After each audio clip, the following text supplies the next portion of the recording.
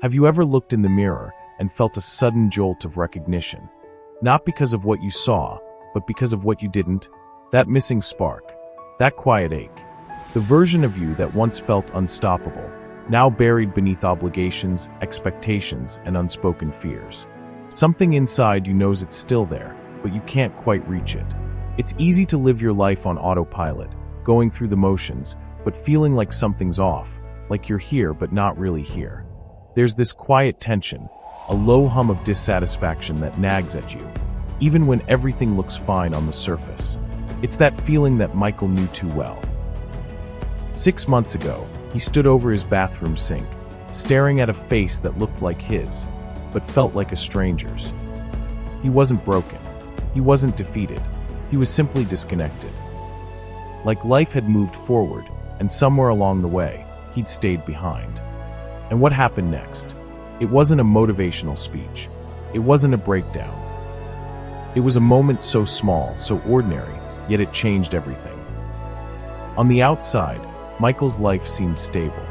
Steady job in Denver, decent salary, predictable routines. But inside, he was drowning in the quiet suffering most people never talk about. Every morning started with a rush.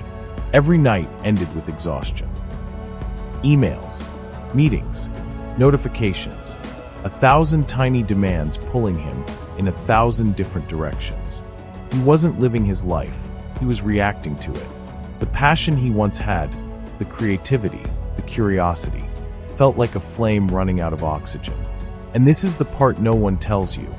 You can lose yourself slowly, so slowly, you don't even notice it happening, until something forces you to stop.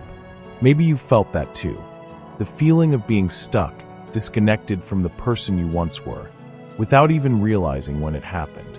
It's not the big, obvious moments that drain us. It's the slow erosion of our own sense of self. The feeling of being caught in the grind, where life just happens to you.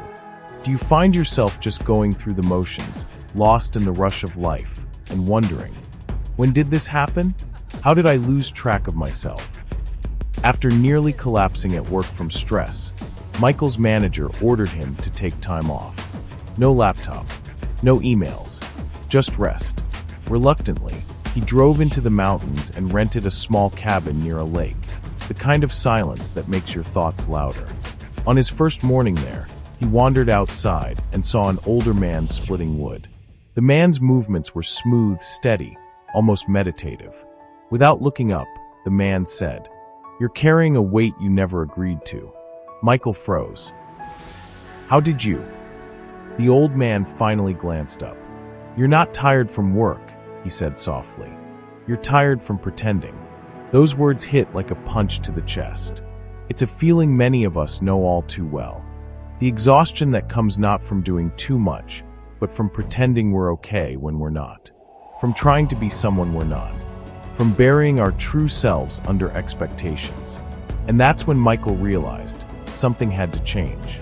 The man introduced himself as Henry, a woodworker who'd lived in those mountains for decades. He didn't offer advice. He didn't offer comfort. He offered a challenge.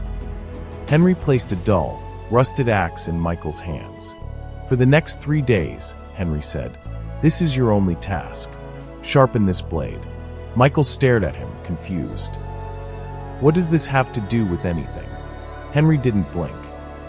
"Everything." At first, Michael thought it was busy work, a mountain man mindfulness trick. But the moment he dragged metal against stone, he realized something unsettling. He couldn't focus. His mind jumped to the emails he wasn't answering, the deadlines he was falling behind on, the guilt of doing something that felt unproductive. Every scrape of the blade echoed the friction inside him. By noon, he was restless. By evening, he was irritated. By the next morning, he was furious. It wasn't the task that was hard. It was the silence, the stillness, the confrontation with everything he'd been avoiding. Most people think burnout is too much work. But what if burnout is too little alignment? When you're out of sync with yourself, no amount of work can fill that void. You'll push harder, try harder, but it's never enough. Have you ever found yourself stuck in that cycle? Doing everything you can, working as hard as you can, but still feeling like you're spinning your wheels? It's not about doing more. It's about doing less with more intention. Michael didn't know that yet, but he was about to. On the third morning, something changed. Michael adjusted his grip, slowed his breathing, and dragged the blade across the stone with more intention than force. This time, the sound was different. The metal didn't screech. It whispered, a clean, smooth glide that made him pause. He tried again. Same glide. Suddenly, the noise inside him, the urgency, the self-criticism, the endless mental clutter, softened. For the first time in years, his mind was quiet. And in that quiet, a realization surfaced. I'm not sharpening the blade is sharpening me. Henry walked over, noticing the shift. That's the moment, he said gently. Transformation doesn't begin when you change. It begins when you're finally still enough to hear the truth beneath the noise. And that's where most of us get stuck. We want to change, but we're too busy to hear ourselves. Too busy to listen to what we really need. Sometimes the most powerful thing you can do is stop and listen to the silence that's been trying to tell you something. The truth is, real transformation doesn't come from doing more. It comes from a shift in awareness. When we stop and become still, we start to hear the truth that's always been there, beneath the noise. When Michael returned home, he didn't overhaul his entire life. He didn't chase motivation. He didn't force discipline. He chose one simple principle: sharpen, don't sprint. He replaced multitasking with single-task focus. He traded constant stimulation for intentional pauses.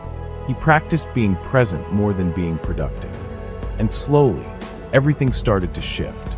Projects he'd been stuck on for months began to flow. His coworkers noticed his calm clarity. His sleep improved. His anxiety softened. His confidence returned. But the biggest transformation wasn't visible to others. It was the sense that he was finally becoming the version of himself he'd lost along the way. Not because life got easier, but because he got clearer. The truth is, transformation isn't about doing more. It's about doing less with more intention. We've all been caught up in the cycle of doing, without ever stopping to question if it's getting us where we want to go. If you felt like you're just spinning your wheels, constantly chasing the next thing, maybe it's time to ask, are you sharpening the blade, or just chasing the noise? What Michael experienced is backed by science. When you move from chaotic multitasking to deliberate presence, your brain activates the networks responsible for emotional regulation, identity reconstruction, executive function, neural rewiring. This state, known in neuroscience as focused recovery, is the foundation of sustainable transformation. So here's your one-step framework. Pick one dull area of your life. Spend 20 minutes sharpening it today. That's it. Small, deliberate, transformational. This isn't about perfection. It's about the practice of intentionality. Take a moment to reflect on one thing in your life that feels off. Whether it's a habit, a relationship, or even a mindset you've been carrying. Now focus on that, just that, for the next 20 minutes. You'll be surprised at how much power you have when you choose to truly focus on something small, but meaningful. So let me ask you, what's your blade? Your focus? Your mindset? Your habits? Your confidence? Your emotional health? What's the one thing you're going to sharpen today? Transformation doesn't happen in one big moment. It happens in the quiet, deliberate steps you take every day. Share it with us, whether it's a thought, a habit, or a decision that you're going to sharpen today. Let's hold each other accountable. If you're still unsure where to start, remember, you don't have to have it all figured out.